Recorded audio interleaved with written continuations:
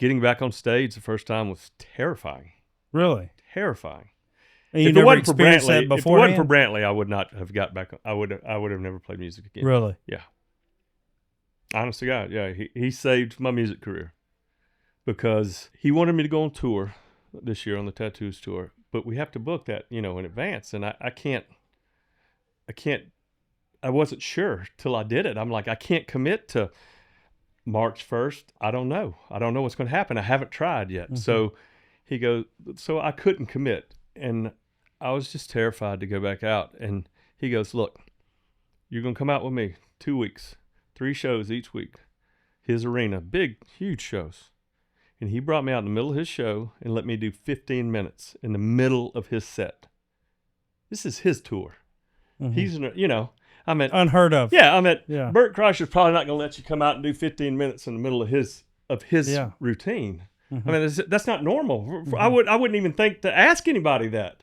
Yeah, the headliner. No, I'm not even asking that. Yeah. And his band play, and he goes, "You're going to ride my bus, and you don't have no expense. There's no expense because you ain't got no band, no crew, no stress." And we went out and did 15 minutes, and then I'd try to walk off stage, and he'd be like, "Nope." He'd call me back out there, and they'd give me a 2 or 3 minute standing ovation every night, and that let me know I could come back. I didn't want to, and I was just too scared. Really. That's a good friend. Yeah. Well, I mean, Man. he was actually out there in Phoenix when it happened, because Country Thunder was going on. That's where we were all out there, and Brantley and I are truly brothers, like brothers. I mean. If you do something to me, you will have to see him at some point. Yeah. I mean, like in whatever capacity that is. And he hurt somehow. Calls were being made, and he got right over there to the hospital with me. And he about went to jail that night because they don't want to tell anybody what's going on with me because nobody's a relative to me in this bus. Nobody's related to me. I mean, it's my band, my crew. I mean, they don't want to tell nobody nothing, and they don't want to tell Brantley nothing. Megan is still in Tulsa trying to figure out a way to get there. And Brantley is the sweetest guy in the whole world. But Brantley has a switch that's a different thing, like a lot of us do. When you start talking about his loved ones, you need to be real sure what you say and what you do, because there will be consequences and repercussions. And they wouldn't tell Brantley anything. And then the doctor came out, and Brantley B was like, "I see him he's covered in your blood. He's telling me you've been in there for 6-7 hours. He's saying there's nothing else they could do. The only thing that would help would possibly be ECMO, which is at the Mayo Clinic, another hospital, and we just can't." And Brantley just was like, "You're going to get him in that Mayo Clinic, doctor, or you're going back in this hospital as a patient." He called Amber, his wife. He said, "I'm probably going to go to jail. I just want to let you know." He had already taken his Rolex off, gave it to his security. He's like, "If they don't get him over there and tell me what's going on, I'm going to tear all this shit up." I meant and people like, "Would he have really done that?" I was like, yeah, like you were going to, he wasn't kidding. He said, if you don't, it's going to be a terrible misunderstanding. This is one of those. I mean, I'm like, there's some of them consequences I this is fixing to happen now. And he said that dude was shaking, and then they got Mayo Clinic, and they came in there like the SWAT team and took me over there and did another 8 hours of surgery. And what is ECMO? I've never heard of this. So ECMO, if you ask it, they would say a 40-year-old man in perfect health has about a 25% chance of surviving 2 days on ECMO. ECMO works your lungs and your heart, and it works your body for you. I'm dead, basically. Yeah. It's working it. Blood flow, heart, lungs. It's super expensive. You got to have multiple nurses to run it. It's not everywhere either. Very few places have it. So Mayo Clinic, that one is a heart hospital. So matter of fact, my wife's best friend, who's a nurse, when she called her and told us, she goes, they put him on ECMO. She goes, "He's going to die, Megan. You need to be prepared. He will not. He will not make it off of ECMO. Really? No way." So I don't know. I did. Some good Lord wasn't ready, and the devil was afraid, I guess. And there wasn't any leading up to you passing out on the bus. It was no signs or symptoms? Kid Rock and Steve Smith had set me up to go to a place, and I don't want to say the place because it's not but I just went there and visited and did 3 days of where you see like 20-something doctors. They call it like an executive health thing, and you see all of them. I did that 10 days. Just right before. 10 days before I was laying in a coma. Holy shit. So I imagine you hadn't even gotten results back from that yet, really. No. I mean, good results. That is what I'd gotten back. So, yeah, it was, yeah. I mean, I didn't feel a thing. I don't remember anything. I played a sold-out show. Oddly enough, people are saying it was the best. There was a lady there. My mama's 82 years old, bless her heart. She loves talking to people on the internet about me. Mm-hmm. And I'm like, Mama, you don't know who these people are. Yeah. You cannot give them your phone number. Right. Stop giving them your address. I mean, I get letters. I'm like, well, Right. well they're your I understand that, Mama. I realize that. There's some crazy You ones got to out quit there, doing too. that. Like, somebody's going to show up at the house and I Yeah. quit. And she met a lady that she talked to on Facebook. Mm-hmm. This lady was at the show. She said, I've seen Colt play.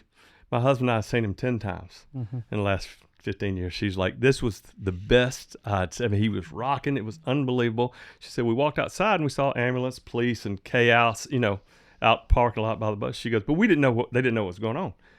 And then they found out because it was all over news and TMZ and all. This lady goes down to her church. I don't know this lady. 400 or 500 of her church members show up on a Thursday afternoon and pray for me for 4 or 5 hours. Lord. And people, you don't believe in God? Mm. What are you saying? I don't know these people. Right. Pray. You know what I've heard in this whole thing is something that's like comforting to me of other people that I've known to pass in a similar situation, is that you had no clue what was going on. It would have been a very peaceful going. For me, it wouldn't have mattered. Yeah. I don't remember anything. The way I live, I need about 30 seconds of the Lord letting me know. I literally don't remember anything. And I mean, it's crazy. Brantley, bless his heart, he's known my son, my little boy. I say my little boy, he's 26 years old right now. He's got a son and he's 6'5", 250. But Reynolds has known Brantley since he was 6 years old. So this is when you're talking about a good friend. Brantley immediately got my son on the phone in Jacksonville, Florida, where he was working a job, and got him and his wife and flew him out to Phoenix. He took care of it, flew him out there so they could be there. So I woke up, and I saw my wife and I'm like, okay, that makes sense. She's normally but I didn't, and I looked and I'm like, why is my son here? I knew that was weird. And, so, and you had no idea that 8 days have passed by at this point. No concept. None whatsoever. I don't know what That'll day. freak you out. Oh man, I've never lost time before. I just never have. And I lost 2 or 3 weeks of like no memory whatsoever. Yeah. They were like, you don't remember on the way out there we stopped and did this? I was like, Brantley was like, we were talking on the phone about going to play golf, and I was supposed to play golf with Larry Fitzgerald. I was like, I don't remember any of that. None of it. So I wonder if he was like just on damn autopilot mode. I don't know. I don't remember. Or you lost the memory. I walked out there. He said, I took my ears. I said, well, I'm getting too old for this shit. And he walked back inside. The doctor at Mayo Clinic told me an interesting thing. He said, he said something about the chain of life. And I said, I'm still on all kinds. I said, you're going to have to tell me more about that. I want to, what's the chain of life? And he says, I'll come back later when, he was big doctor. So he had all the little youngsters following him around, watching what he's doing or whatever. He said, when I get done with him, I'll come back around here. And so he came back in there and shut the door and talked to me like a country boy alpha male. I need you to talk. I don't need you to tell me no bullshit. I need you to look at me and tell me what's going on. He was like, you are 1% of 1%. You should not have survived. And I said, he goes, the chain of life is this. Everybody that was involved in the situation, somewhere along the line, they played a point. From the point of, I generally, when I get done with the show, I ain't doing it. Despite what people like to think, we're out there partying and raising hell. Some of them are, and I used to, but I'm 56 years old right now. I'd rather watch Dateline and eat a popsicle in the back of my bedroom and not be bothered. So I normally go back to my bedroom, take a shower, call my wife. They don't bother me till the next day. Well, if they'd have done that, if I'd have gone back there, they'd have found me dead in Las Vegas, which is where we were playing the next day. And there's no ECMO machine in Las Vegas. The day after that, I would have been in with Chris Jansen at Lake Havasu. That would have been a 3-hour life flight to ECMO. That wouldn't have worked. I'd have been dead there. So he goes, so happening here, my bass player just decided to walk on the bus for some reason because it was hot. And he goes, I'm going to bring Colt. He told the guys they were doing something. He said, I'm going to take Colt to Gatorade or something. And when he walked in the bus, I was already out. So, and you just sitting in the living room, like you said. But again, I normally go to the back. I sit down in the front lounge for some reason in my seat where I normally, it's like, it's my bus. I normally sit right here. And I didn't go to the back. I just sat down there. And he wouldn't normally bring me a drink either. I mean, I don't know why he decided to do that. But he walked in and found me, and then all hell broke loose. It's because of God. That's why it is. That's all it is. 100%. We consider you can sit there and call it whatever you want to, but I'm saying, but he was saying that in a spiritual and just a realistic way, and he was being honest with me as a doctor. Sometimes they can't differentiate stuff, and he was like, everybody played a part, whether it be Brantley or whoever. My manager Joe he flew out there. I mean, like everybody played a role in keeping me alive, and it was something.